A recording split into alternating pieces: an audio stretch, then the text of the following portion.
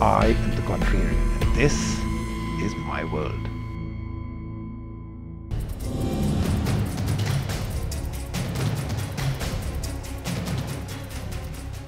Hi, I'm Saket Modi.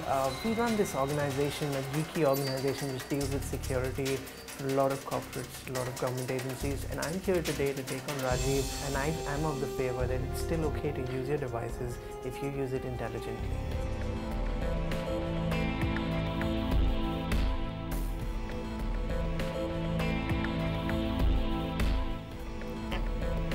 We're back with our favorite topic.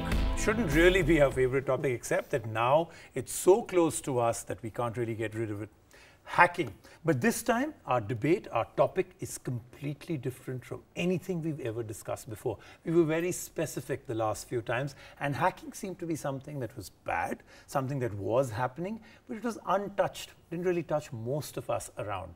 Today, indirectly or directly, hacking is at your doorstep. We're going to talk about exactly what's happening, how is it happening, why is it happening, and why it's becoming almost impossible to control. And of course, we'll discuss what we can do about it. So, hacking was something that we heard of, something we were scared of, something that we said shouldn't happen to us, identity theft, my mobile shouldn't be hacked into. These were threats, right? But you were removed from it, you were aware of it, and you said, okay, hope it doesn't happen to me.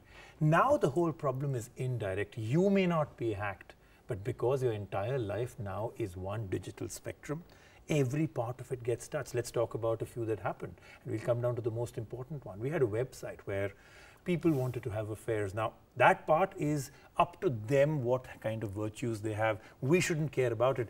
But that company got hacked. People's names came out publicly. I actually know a few people out there on that list, you know, the kind of friends I keep. That is a scary thought, that you are on a website, and whatever reasons you may be part of a social media service, your name can come out for whatever activity you've been up to. In the same way, we had rumors Wall Street as well as an airline both almost shut down simultaneously. A lot of people said they got hacked. With the New York Stock Exchange.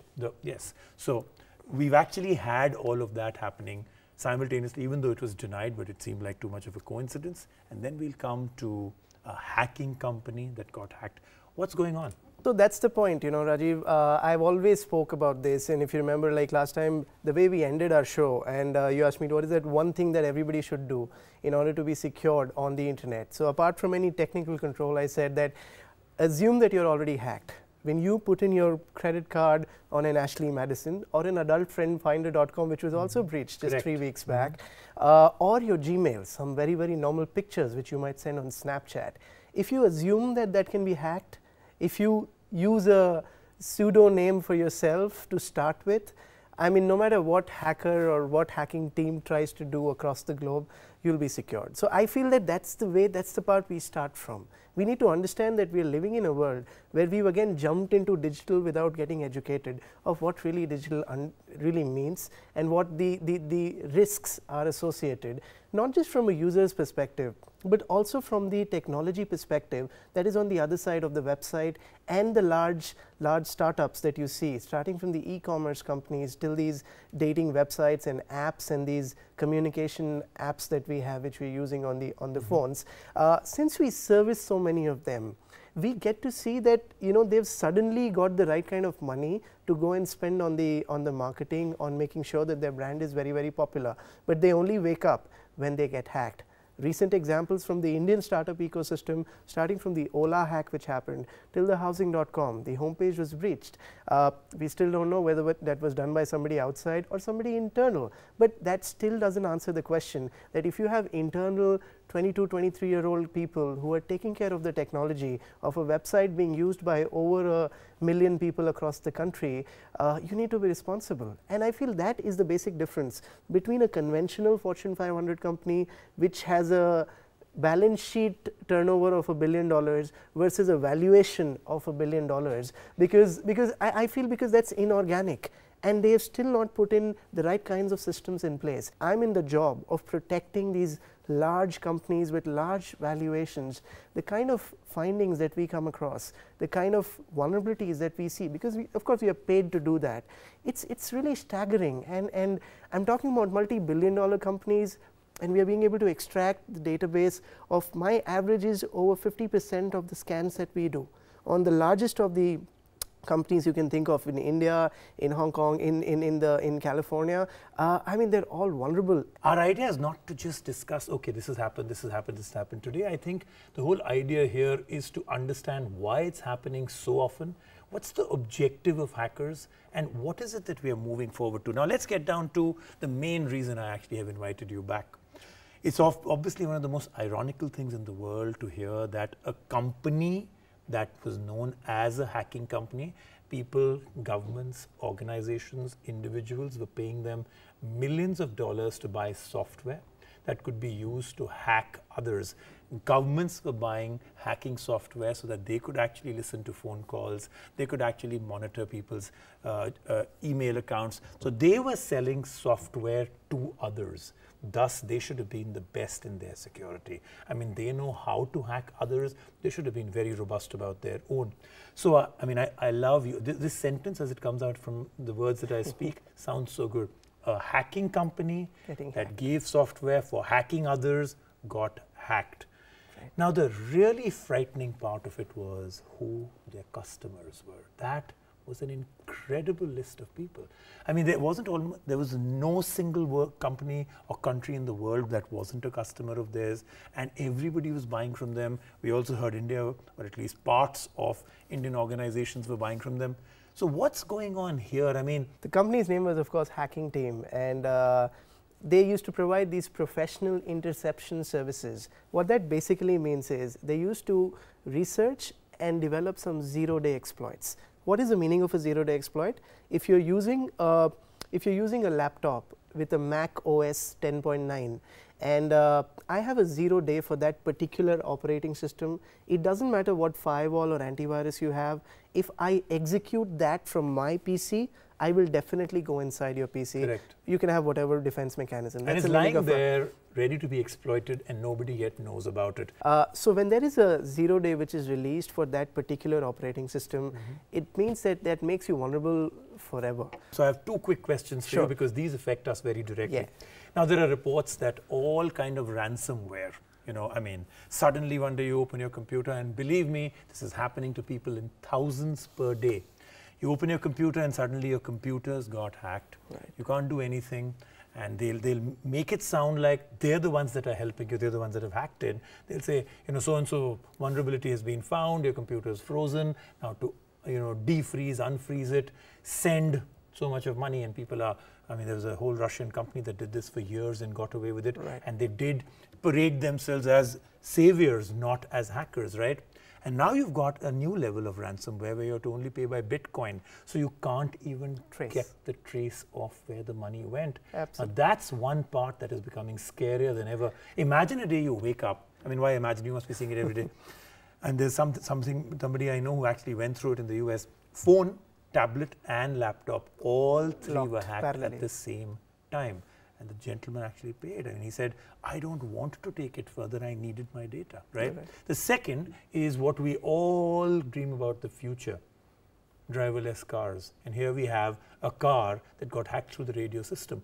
I mean, we've got a recall from an entire company saying we've got to take care of this one. Where are we heading with all of this? I mean, is there a solution? And then we'll come to my last question. Why are you guys failing? Okay, so the first question first. So let's talk about the cars. 1.4 million cars. Fiat was the company which got breached, and they are now recalling all the cars because it's as scary as it gets. Because you know, ransomware was just about your data, maybe your credit card information. Out here, it's about your life. Imagine sitting in a car and feeling helpless. In the middle of a highway, if they actually cut your engine off, which is what they demonstrated out there, they could do pretty much anything to the car. Not just cut the engine off. You can control the steering, and it's as scary as it gets. It's no more just about the data and the money. It's actually your life which is at stake, which is crazy. To a lot of people who answer saying the data and my money is my life. So yeah, but we're talking about your physical, actual life. Correct. Okay, so we're saying this is the current situation. This is. I have my last question. Every time we meet, we talk about this is the situation, this is what we should be doing, knowledge would help, education would help, you know, you be very clear about where you are. But these are indirect hacks. I could be having a pseudonym, I could have the knowledge not to put my credit card, I could be very safe online. But tech around me and tech of people that are around me makes me vulnerable now. I didn't do anything and my car gets, as you said, steered into a 27-wheel giant truck, right? How am I going to control that part? I didn't do anything wrong with it. I don't buy into technology. And what's happening every time we meet, the battle seems to be won by the dark side and not by you guys. What's happening? See, the point is that what we do, our winning streak is business as usual. Okay. On the other side, for a hacker, his winning medal is really finding a small glitch in a multi-million lines of code, and he wins the battle. There's a very famous saying that you're only as strong as the weakest link. Correct. So my job is not to protect a small part of the link. My job is to protect the entire ecosystem. And the hacker's job is to find a little vulnerability.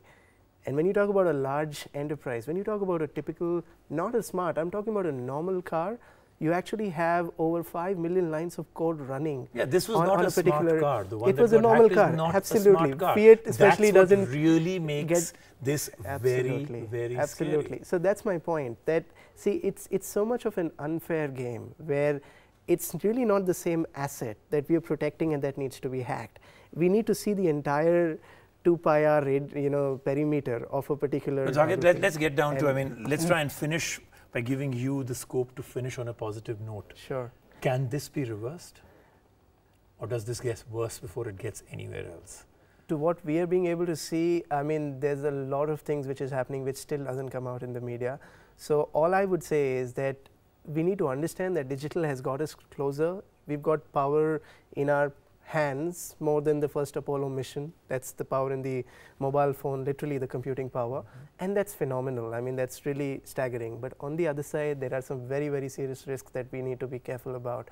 So I strongly feel and I strongly tell people that on a positive note, on a realistic note, yes, it's very powerful and very important for us to be digital, but we need to be very responsible. And again, assume that you're already hacked when you're on the internet.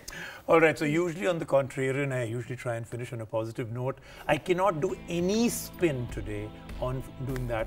No positive note to end with. And I think what he said is absolutely right. Assume you're already hacked and then carry on with your life. See you next week on the contrary, unless the show gets hacked. Thank you.